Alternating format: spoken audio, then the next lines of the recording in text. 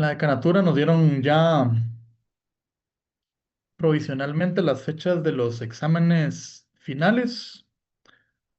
Antes de proporcionárselas, me gustaría consultarles si les han trasladado alguna información a ustedes. Buenas Nos noches, habían licenciado. dicho que el 12. 12. Muy bien. Pues extraoficialmente nos comentaron hoy que probablemente van a ser del 10 al 20 de noviembre. Entonces, de ser así, también provisionalmente, esta sería nuestra última clase virtual y la próxima semana tendríamos la última semana de clases presenciales. Tenemos programados, bueno, tengo programado yo todavía un tema que vamos a empezar esta noche de jurisdicción voluntaria y está programado para dos cátedras. Entonces, de ser así, también provisionalmente tendríamos la clase de esta noche y la última presencial el día lunes. Y nos quedaríamos el día miércoles ahí para que lo tengan presente, ya solo las personas que tienen pendientes sus exámenes extemporáneos, tanto de primer parcial como segundo parcial, para que lo comuniquen a sus compañeros y no se queden ahí sin examinarse la próxima semana el día miércoles. Pero entonces, provisionalmente, esas serían más o menos la programación de noviembre para que lo vayan contemplando. Y también les quería consultar si ya les empezaron a publicar notas sus catedráticos. No, Nadie. aún no. No, licenciado. No hay nadie, ¿verdad? Vamos a tratar de hacerlo a la brevedad posible. Entonces, para que ustedes ya también vayan contemplando ahí su zona con respecto a su examen final. Entonces, vamos a empezar a abordar el tema de jurisdicción voluntaria. Entonces, vamos a proyectar ahí unas diapositivas que les preparé para ir adentrándonos ya en el último tema del programa de cursos. Entonces, como primer punto, también ahí tengan presente que ya se circuló en el chat. Ahí está su asistencia de entrada esta noche y posteriormente al concluir la clase vamos a estar circulando la asistencia de salida. Entonces empezamos con el tema de la jurisdicción voluntaria. Para eso vamos a desarrollar la definición que está desarrollada aquí y preparada en la siguiente diapositiva. Y vamos a manejar que por jurisdicción voluntaria tenemos la rama del derecho procesal civil, que comprende los actos que por disposición de la ley o por solicitud de interesados se requiere la intervención de un juez. Aquí tenemos un primer elemento importante, ¿verdad? Porque vamos a ver más adelante que existe la jurisdicción voluntaria procesal y la jurisdicción voluntaria notarial. Es bien importante que la distingamos, sobre todo para efecto de esta clase, porque nos compete el área procesal, que involucran los juzgados de Guatemala competentes. Entonces, porque la jurisdicción voluntaria notarial la van a desarrollar en, en el curso correspondiente de Derecho Notarial, pero para que lo tengan presente de una vez, en el área procesal recordamos siempre con escritos, ¿verdad? Escritos que ya sabemos trabajar y que deben de llenar todos los requisitos del artículo 61 y de los demás requisitos que vimos en Derecho Procesal Civil 1. Entonces, ahí tenemos el primer elemento, un juez y escritos. Van a ver en su oportunidad que la jurisdicción voluntaria notarial va a ser a través de actas notariales que en su momento van a desarrollar. Pero para que no confundan, vamos a abarcar el área procesal y no la notarial porque obviamente corresponde a derecho notariado. Y recordemos que siempre con primeras solicitudes o primeros escritos. Entonces, ¿para qué se requiere esa intervención de un juez? Para validar actos o situaciones jurídicas sin litis. Ahí está subrayado y en negrilla para que tengamos claro que esa es la función y el objetivo de la jurisdicción voluntaria. Validar actos o situaciones jurídicas sin litis.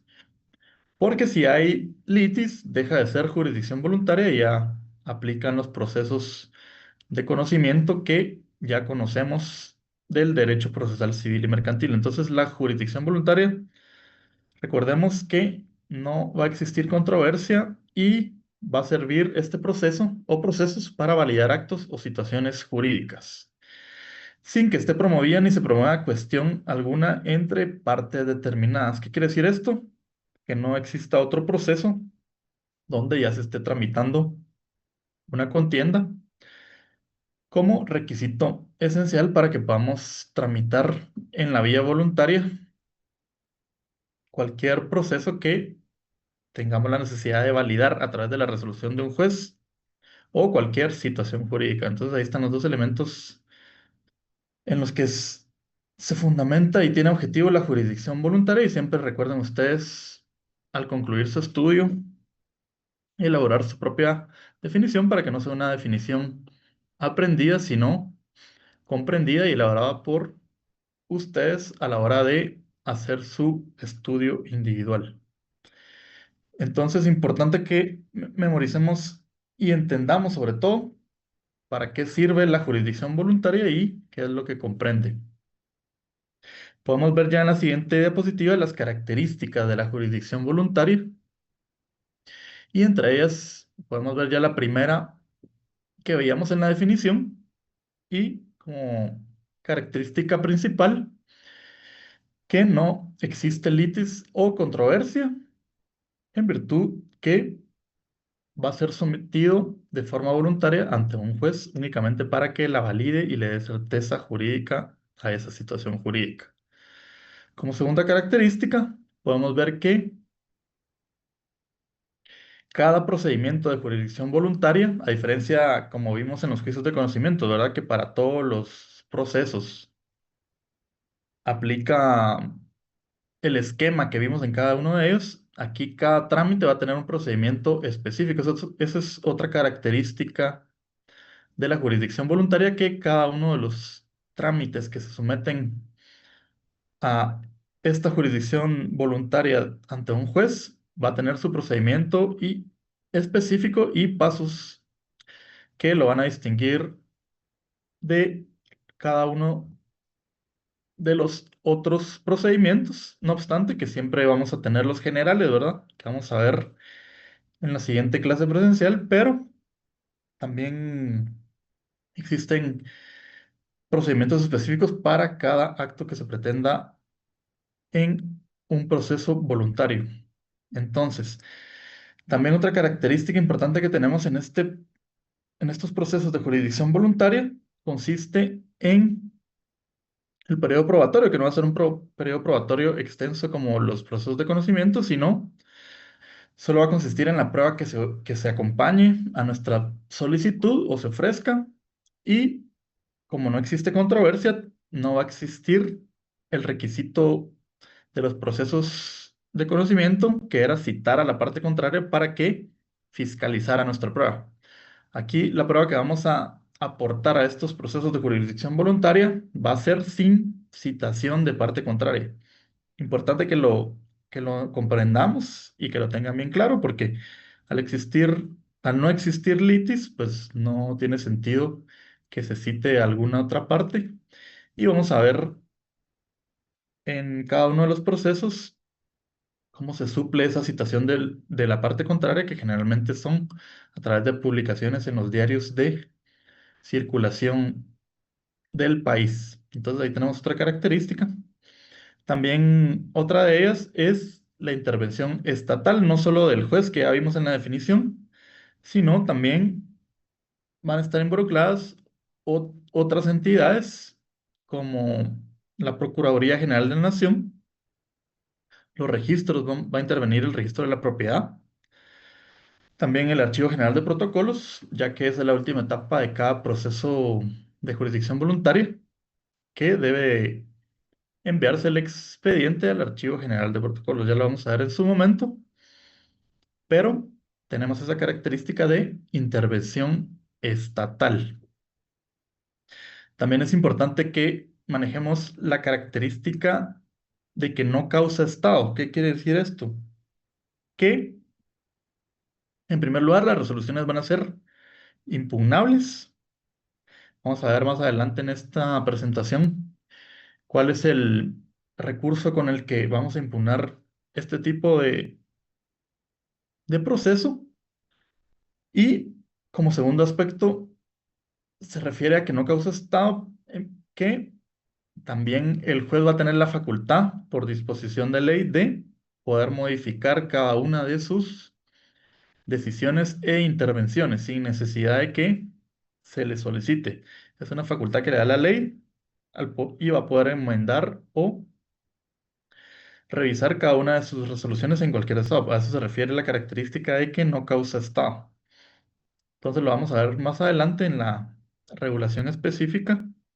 Y por último, tenemos como característica la seguridad jurídica, que era de los objetivos que les definía, que busca la jurisdicción voluntaria. ¿Por qué seguridad jurídica?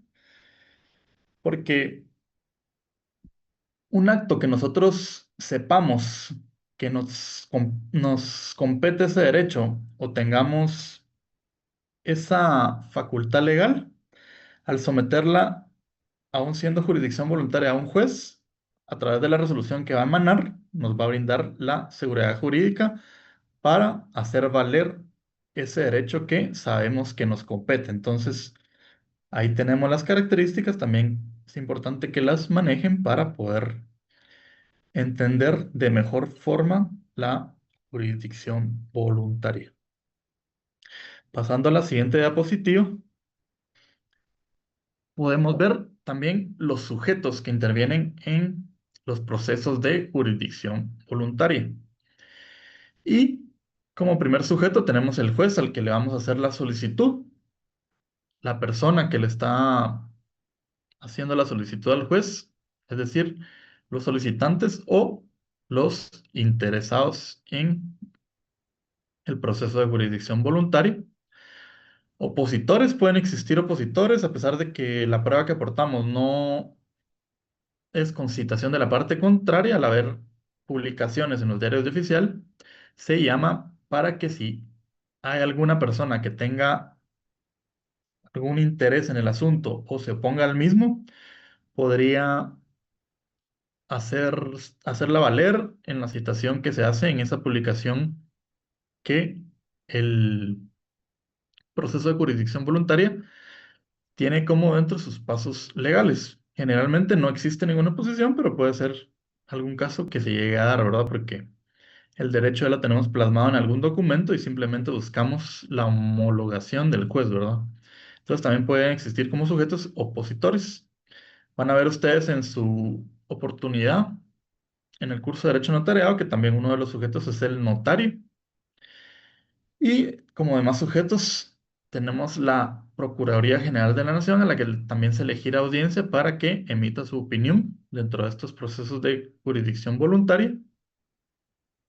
Entonces, es parte fundamental de la jurisdicción voluntaria y por eso lo tenemos como uno de los sujetos de la misma. Y por último, las instituciones y registros en las que van a surtir efectos legales las resoluciones que buscamos homologar con estos procesos de jurisdicción voluntaria ante el juez. Entonces, es importante que lo tengan en cuenta.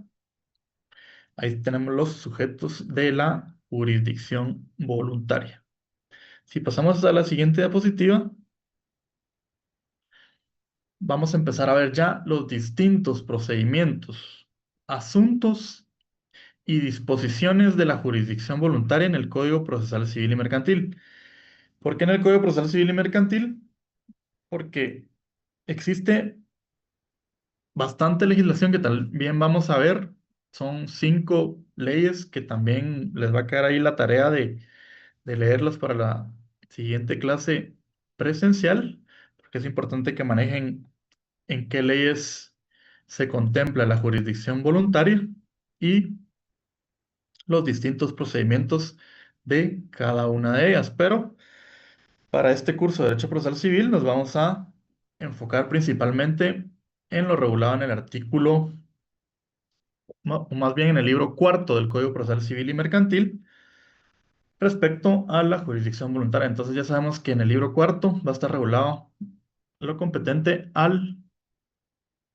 la jurisdicción voluntaria a partir del artículo 401. Entonces podemos empezar a ver ya en la siguiente diapositiva cada uno de los distintos procedimientos y asuntos. Y los primeros son los asuntos relativos a la persona y a la familia. Esos son los que constan en el Código Procesal Civil y Mercantil. El primero de ellos es la declaratoria de incapacidad. Eso lo podemos ir viendo en el artículo 406. También posteriormente en adelante empezamos a ver los demás asuntos relativos a la familia y a la persona, siendo uno de ellos la declaratoria de ausencia y muerte presunta.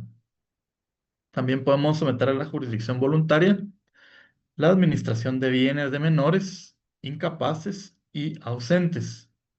También las disposiciones relativas al matrimonio, incluidas en estas la separación y divorcio. Entonces, ahí es importante que manejen esa legislación y ese fundamento legal para que ustedes sepan a la hora de que lo soliciten, por ejemplo, para un divorcio por mutuo consentimiento. ¿Qué quiere decir? Jurisdicción voluntaria, ¿verdad? No hay litis. Entonces ustedes como asesores legales deben de saber en dónde está regulada cada institución para fundamentarse y someterla al juzgado de la manera que la ley lo determina. También está regulada ahí las disposiciones relativas a los actos del Estado civil,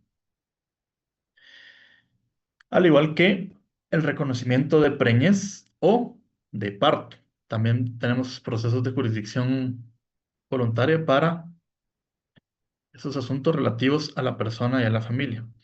Podemos ver en la siguiente diapositiva también otros asuntos como el cambio de nombre, identificación de persona y la identificación de tercero. De una vez, si podemos ir ahí, anoten el fundamento legal del mismo, porque a veces uno se confunde.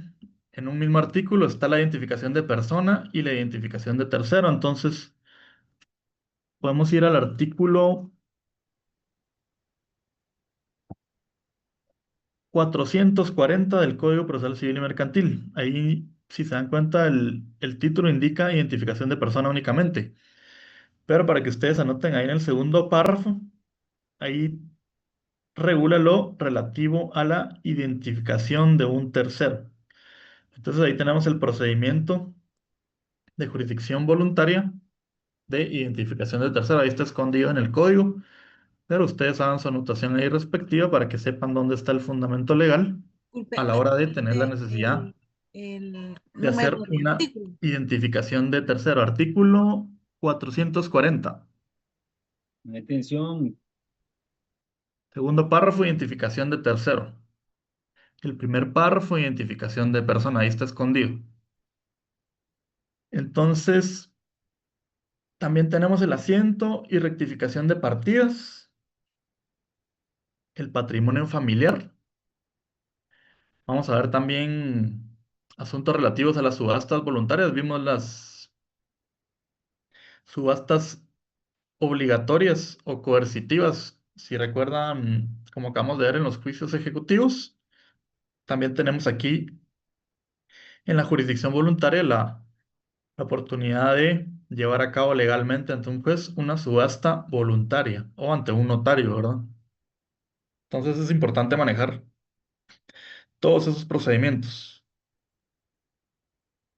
También tenemos eh, los procesos sucesorios que son bastante importantes, que como abogados y notarios los podamos manejar. Entonces, tenemos aquí que subdividirlos en clases, ¿verdad? Tenemos un proceso sucesorio testamentario, que quiere decir cuando existe su testamento. Y también tenemos el proceso sucesorio intestado, que es cuando no existió un testamento. Independientemente de que sea testamentario o intestado, también tenemos la vía judicial y la vía extrajudicial. Ya sabemos ahí que se combinan las dos jurisdicciones, que es el juez en la judicial, obviamente, y la extrajudicial, el notario. Importante que manejemos ahí. Tenemos cuatro tipos de procesos, ¿verdad? Testamentario, intestado, judicial, extrajudicial. Entonces, importante que manejen cada uno de los procesos que se pueden ver. Imagínense, aquí son un montón solo en el Código Procesal Civil y Mercantil. También tenemos la sucesión vacante. Aparte del proceso sucesorio testamentario, intestado, judicial o extrajudicial, puede existir sucesión vacante, que vamos a ver más adelante que se da cuando no existe nadie que pueda tomar el derecho de una sucesión. Entonces también hay un proceso específico de jurisdicción voluntaria para esos casos.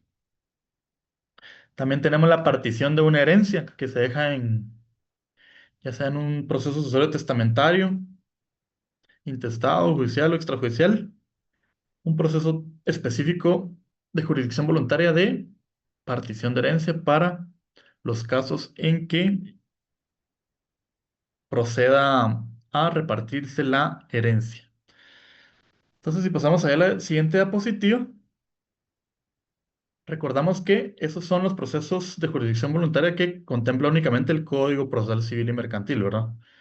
Aparte, vamos a ver más adelante, ahorita en las siguientes diapositivas, los que tienen su legislación específica y que debemos de estudiar en las leyes diversas, ¿verdad? Pero aquí el Código Procesal Civil y Mercantil, para que lo contemplemos, cada una de estas resoluciones en sus trámites específicos, vamos a ver que son apelables en cuanto a los recursos que podemos interponer si llegara a ser necesario, ¿verdad? Porque si es un asunto de jurisdicción voluntaria, generalmente no vamos a tener la necesidad de impugnar. Pero si fuera el caso por alguna razón, también tenemos la facultad y oportunidad de presentar una apelación. Y recordamos que el juez también tiene la facultad de variar o modificar las providencias dictadas. Es decir, cada una de las providencias son revocables en cualquier momento por el juez y la ley le da esa facultad. Entonces, ahí tendríamos las dos formas de que se puedan impugnar o variar las resoluciones dentro de la jurisdicción voluntaria. Es importante que lo manejamos y lo tengamos claros para que a la hora de llevar alguno de estos procesos no nos sorprenda que sin haber impulsado nosotros o impugnado, de repente pueda variar alguna resolución. Ya sabemos que el código le da esa facultad al juez para estos asuntos de jurisdicción voluntaria. Entonces, en la siguiente diapositiva podemos ver la legislación aplicable y tenemos 5 leyes ahí importantes que ustedes deben leer, repasar y entender. Entonces va a quedar ahí de tarea para la próxima clase, para que ya empecemos a ver los procedimientos específicos, leer estas 5 leyes que es el libro cuarto del Código Procesal Civil y Mercantil, decreto 512 del Congreso de la República de Guatemala. Ese decreto 512 es importante que lo leamos porque vamos a observar en el Código Procesal Civil y Mercantil que hace mucha referencia al Ministerio Público, pero aquí el Ministerio Público no es parte. ¿Por qué? Porque ese decreto 512 del Congreso de la República de Guatemala, cuando ustedes lo lean, van a verificar que se refiere a la Procuraduría General de la Nación. Entonces ahí tengamos claro que va a ser la Procuraduría General de la Nación cuando miremos en el código o en las demás leyes que haga referencia al Ministerio Público. Ese decreto 512 es el que da el fundamento legal para darle esa atribución a la PGN. Entonces es importante que lo leamos. También otros decretos y leyes que son estos tres últimos, que ya son específicos y van a poder observar cuando le den lectura a los mismos que hay regulados ahí asuntos de jurisdicción voluntaria específicos. Y la primera es la ley reguladora de la tramitación notarial de asuntos de jurisdicción voluntaria. Entonces ahí vamos a encontrar varios asuntos de jurisdicción voluntaria. No obstante, dice notarial, es importante que los leamos para saber cuáles están comprendidos dentro de la jurisdicción voluntaria, pero recordamos que principalmente nos vamos a enfocar en los procesales o judiciales. Por ahí tenemos esa ley reguladora de la tramitación notarial de asuntos de jurisdicción voluntaria y también el decreto ley número 125-83 del jefe de Estado, ley de rectificación de áreas. Es importante que manejemos ahí, hay otro proceso de jurisdicción voluntaria. Y por último, la ley de titulación supletoria para tener ahí la legislación aplicable a la jurisdicción voluntaria. Entonces, les queda de tarea que leamos esa, esa legislación aplicable y también que la lleven el día lunes para su última clase presencial. Entonces, denle una repasadita ya, todavía ahorita en el tiempo que tenemos en esta última clase virtual, les vamos a estar ahí circulando el link de la asistencia de salida de esta noche y podemos utilizar ahí el resto de los minutos para darle una repasada y vayamos viendo ya desde este momento los asuntos correspondientes a la jurisdicción voluntaria. Entonces se les va a estar circulando ahí alrededor de las 8 de la noche, en lo que terminan de darle una revisadita a las leyes y a conseguirlas si no las tienen todavía, el link de asistencia de salida. Si tuvieran alguna duda sobre las mismas o sobre las diapositivas que vimos o la jurisdicción voluntaria en general, la podemos abordar presencialmente el día lunes en nuestra clase presencial. Entonces, que pasen una excelente noche y seguimos ahí pendientes de la jurisdicción voluntaria en las próximas clases. Bendiciones.